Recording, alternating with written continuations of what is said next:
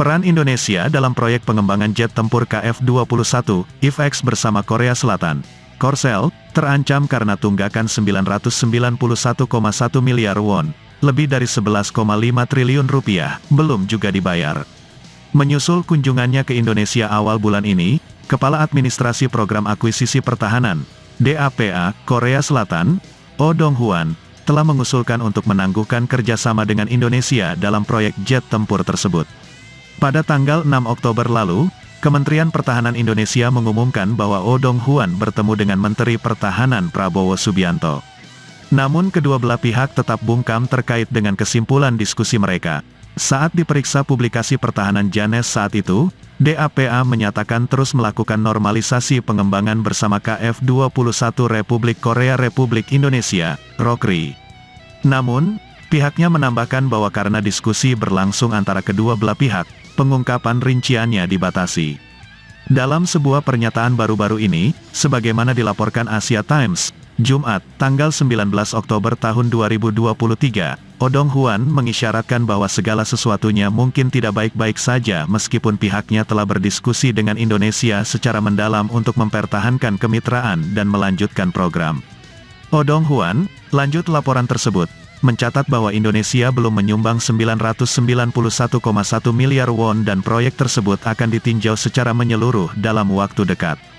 Saat menghadiri audit Komisi Pertahanan Nasional yang diadakan di Majelis Nasional di Yowido pada tanggal 16 Oktober, Oh Dong-hwan mengatakan, kita harus mengambil tindakan tegas terkait tidak dibayarnya bagian proyek KF-21 oleh Indonesia. Oh Dong-hwan mengaku telah mengatakan kepada pihak Indonesia, untuk menghentikan proyek KF-21 dengan baik, kontribusi harus dibayarkan. Kami tidak punya pilihan selain meninjau kembali keseluruhan bisnis dari awal. Sejak Indonesia bergabung dalam program ini, Indonesia hanya mampu membayar sejumlah kecil dari total bagian, sehingga menyebabkan keributan di Korea Selatan. Sumber yang tidak disebutkan namanya dari PT Dirgantara Indonesia, PTDI, mengatakan pihaknya tidak akan mundur dari komitmennya terhadap program pesawat tempur generasi 4.5 KF-21 Boramae Korea Selatan, meskipun gagal memenuhi tenggat waktu pembayaran. Sumber tersebut mencatat, Indonesia telah menyumbang 21% cost share hingga Juni tahun 2023.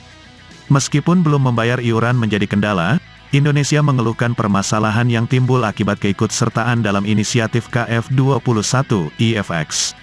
Pada tanggal 2 Oktober lalu, Kepala Staf Kepresidenan Muldoko mengatakan bahwa keberlanjutan program kerjasama KF-21 IF-X dipengaruhi oleh 3 kesulitan utama, yang meliputi hak kekayaan intelektual, perjanjian, dan hak pemasaran.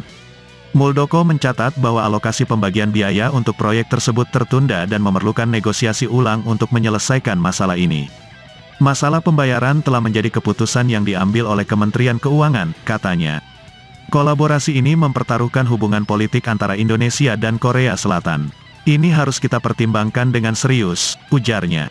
Indonesia menginginkan 20% saham dalam program KF-21 dan transfer teknologi, sementara Korea memegang sisanya untuk selengkapnya kunjungi International Sindo News.